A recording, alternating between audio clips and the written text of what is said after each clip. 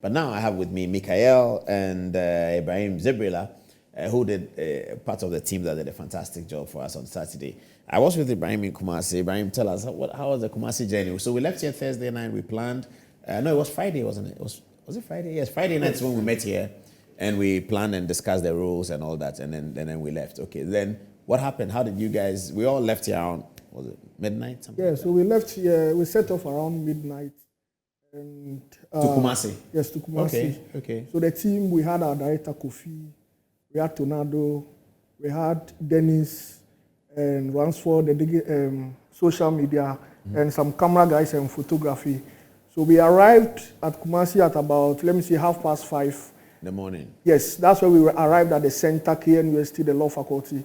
And when we arrived there, the first thing that you could find that there was something that was going to happen was that the tents had already been done, and the branding for NPP colors were branded with the tents. And also there was police present over there by that time. And it seemed that the police had been there throughout the night, watching over the place. That means the ballot papers were already there?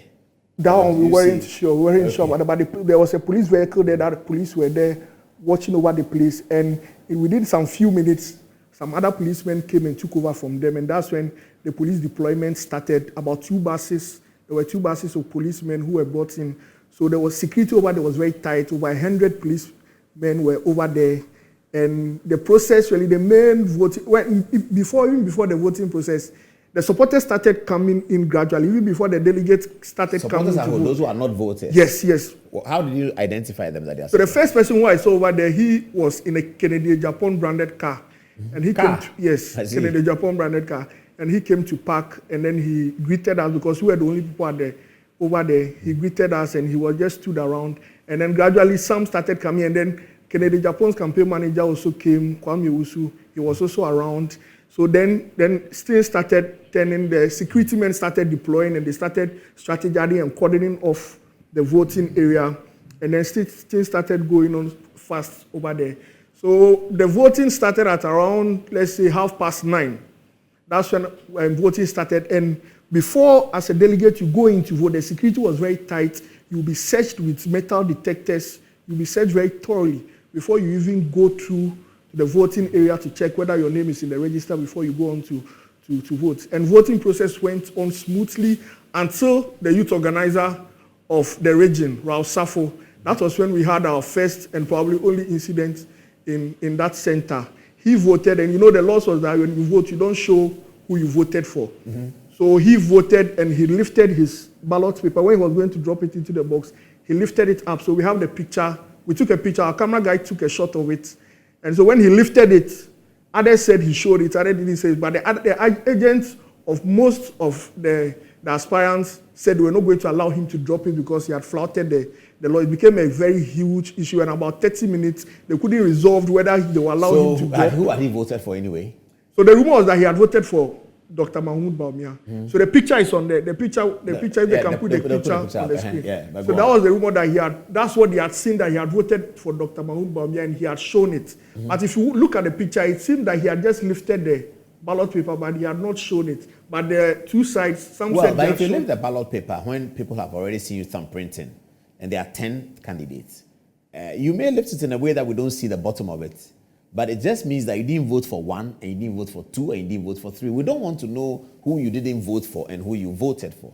So the breach of the regulation is not in showing who you voted for, but it's also showing who you didn't vote for. Yes. Okay. So yes. So that was the issue. So works, yeah. The agents said we were not going to allow him to drop the paper. So there was a time I saw the EC over there trying to defend that they didn't see him show. But it's concluded that he was not allowed to drop it. He was not allowed to drop the paper in the ballot box. And he wanted to vote again. And that one too, the agents didn't agree. They resisted that. And so that was the major incident that we faced in that center. Wow. And then within some few minutes, the rains also came in and also halted the voting. What time did you see Wuntumi? Wuntumi came quite early, even before the rains. So he came when voting started. I'll say he came around about an hour after voting started. But did he cast his vote? Yes, he casted it. He was the last person to cast his vote. So last. Yes, although he came early, he waited till it was about a minute to 1 p.m. That was when he went to take his ballot. But there was no queue at all. So he just went, collected his ballot paper, and then he dropped his ballot paper into the box. He was the last person to cast his ballot there. Yes, that's it. So that he was the last person to cast his ballot. And then after he cast his ballot, the polls was closed. Okay. And then the ballot box was taken and then counting started. So basically that's what happened. And when the counting finished, before the counting, you see supporters of Alan Cash, supporters of Bawumia, supporters of Kennedy, they were really seeing Jama and teasing each other a lot. We had videos of all that.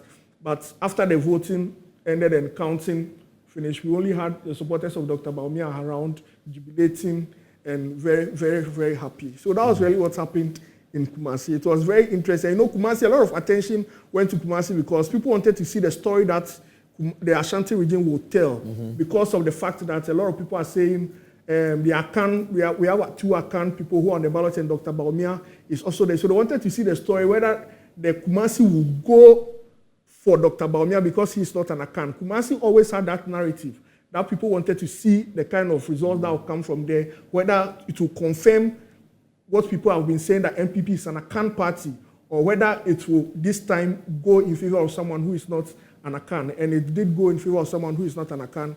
And I think that's the story that came. But a lot of people came. Leader Oseche Mensah came around to vote. The Deputy Finance Minister, John Kuma, was also there. The Energy Minister, Napo, also came around to vote. MP for Old Tafo was also there. He also cast his ballot there. And Efia Koto was also there in about 2 hours to the end of polls. That's when he also came. I think he didn't have a vote, but he came to monitor the situation. He sat there about 2 hours until polls closed. Then he went to monitor the counting and the declaration of the results. And then he took his 5 votes, entered into his car. I like the way you end. He took his 5 votes, entered into his car, and he departed. Okay, that's interesting. But you ate rice. When I came there, you ate rice. Where did that come from? Oh, I think even before the rice, earlier on we had drunk some Tom Brown, because you know when we arrived, we had to set up things. It was not easy even getting access to electricity. I noticed. Yes. I noticed. You guys where did you get a Tom Brown from the campus? I think Tornado did his thing. He went into the campus and brought the food. Yes, we were just there when Tornado and his group. But was it nice? Was it tasty? It was nice. Oh, Tom Brown can be very good. Yes, it was nice. Oh, I see. And then you ate the rice. So you ate twice. Yes, ate twice. Well. So when I left, when did you people leave? When you left, we had to upload the thing onto Facebook. So we left about 6 p.m. I'll say 6:30 or so. Yeah. That's when we left. So was it a quick drive out of KNUST 10 right and then straight? Yeah, it was a quick drive. We didn't have any stoppage on the road at all. It was a smooth drive. Our first stop was at Lindado, where we dropped and took something again. Oh, you're eating again? Oh, you post up that later, so that would be about what, 10 o'clock, 9 o'clock? Yeah, it's like 10 o'clock, 11. You ate? Yes. What? It wasn't really something, it was just snacks. Yeah, Kofi bought yams. Fried yam? Yeah, fried yam. Is that snack? Yeah. That's not snack. Okay, all right, let's come to you, Michael. What was your experience? I'm sure it's less eventful, except the Akua Donkor factor, but what was your experience? A number of things. The first thing I would say is there was a lot of heat. The sun was very hot. The sun? Around, it was very, very hot. Okay. Yeah, so we set off from Metro because the NPP headquarters were a bit closer. We were on a boat, myself and the cameraman. We went with another reporter from Metro, Winston, and his cameraman. The first thing we noticed was the heavy police presence. Very, very heavy. You don't normally see that amount of police at the headquarters. We got there and they were, again, as he was saying, very strong security. They were ensuring that you had your staff ID before they would let you in. We got there. They showed us specifically where the media was supposed to be. Before we got there, we tried to get some visuals of the background. There were people selling a lot of NPP paraphernalia. So as we were trying to get the footage, I was directing the cameraman, get this, get that. Then people were saying, oh, don't get my face. I don't want my face to come in the video. It's just this. I don't want my face to come in. So we got in there and the police were telling us, stay here, don't go beyond this point. So we tried covering, and the amount of space allocated to the media, I would say, did prove to be an issue at a point, because the first person to come in, well, at least not the first person, the first monumental person to come cast his vote was the president, His Excellency Akua Donkor, and his presence was, before we even knew it was the president, you knew that a big person was coming, because there was a lot of noise, and then the gate was by, and then one Mercedes-Benz came in, and the second, and the president came out smiling. There was quite a lot of, should I say, not cheering per se, but you could see that there was He's come a home. positive response, for his him. arrival. Yeah. Yes, exactly. So the media were covering this. He went, he cast his votes, and as he was setting out, and I think this led to a major, or should I say, a bit unpleasant event at the headquarters. He was about to set off on his way out, and he seemed to be calling to the media to come ask him questions. He was sitting there smiling, and then the Mercedes-Benz stopped right before it exited the headquarters. So he was smiling at the media. He said, "Come." And then people were a bit confused because the police had been very clear. Don't go beyond. The president was smiling at the media. He said, "Come." So immediately, a lot of reporters from various media houses rushed towards the president. And the police were like, "What is happening?" But, well, they were there, they were around him, and then they started asking him questions, and he was talking, asking, "So who did you vote for? Are you endorsing somebody?" And then he was like, "No, categorically, I've not endorsed anybody." So there was that, and the police were like, "Don't let this happen again. Stay in your zone." Unfortunately, it did happen the second time when the vice president eventually also came in. And then we had Honorable Shirley Akua also come in, and this was should I say, the straw that broke the camel's back. Because as she was about to set off and the media was again giving interviews, we could tell that the organizers of the election were a bit unhappy because media kept leaving the zone. And without prejudice to any media house, it wasn't a discipline. It wasn't a discipline. It's just people wanted to get stories. And it wasn't easy to get stories from far away, having to just report people. So we could see that the organizers of the elections eventually said that perhaps it would be best if the media steps out. So then we couldn't get any more footage of the delegates voting.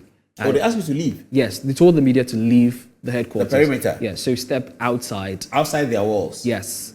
Okay. Because unfortunately, again, I stress, it wasn't a discipline. It was just perhaps a desire to make sure there was some decorum.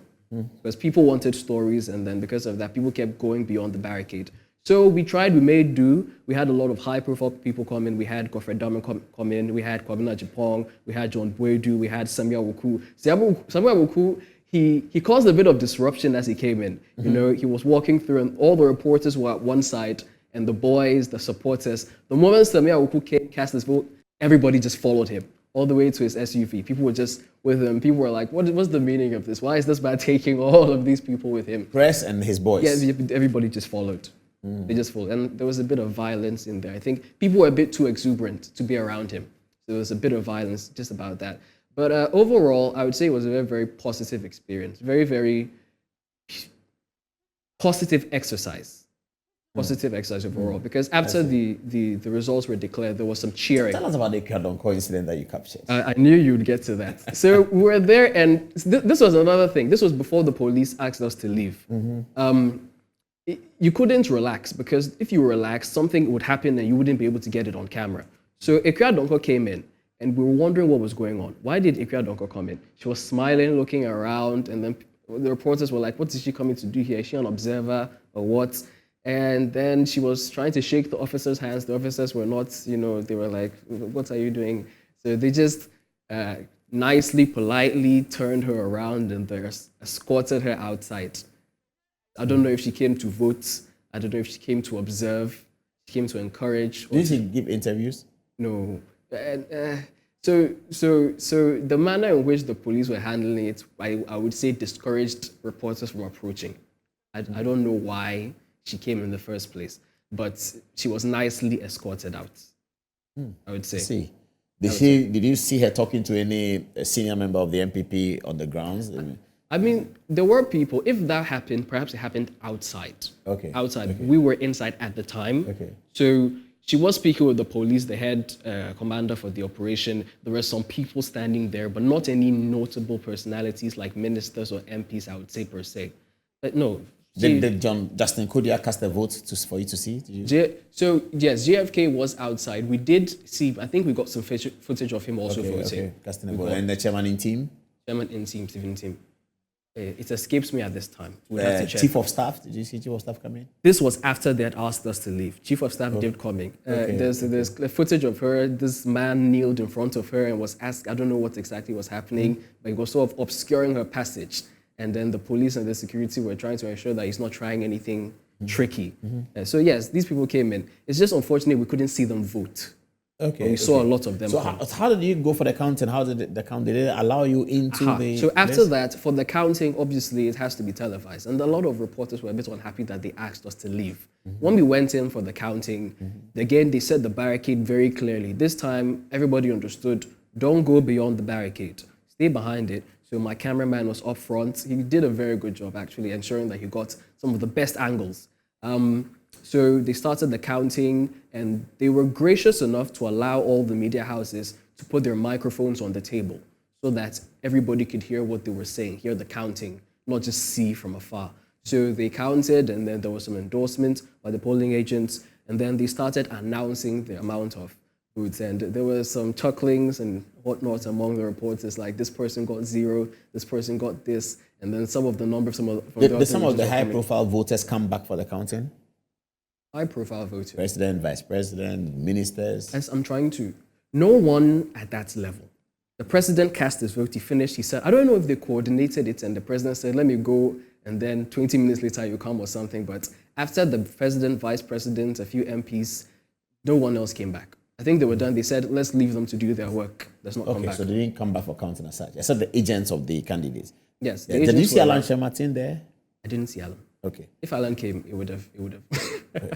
Babina Japan came. He was gracious enough to grant a lot of interviews to the press, and Godfrey Dame also, and as I said, Semia Oku, quite a number. Freddie Blay, actually. Freddie Blay was very gracious. And I think this goes to, without prejudice to any other media house, but I think that a lot of people are more willing to grant interviews to certain people when they represent or are represented by certain media houses.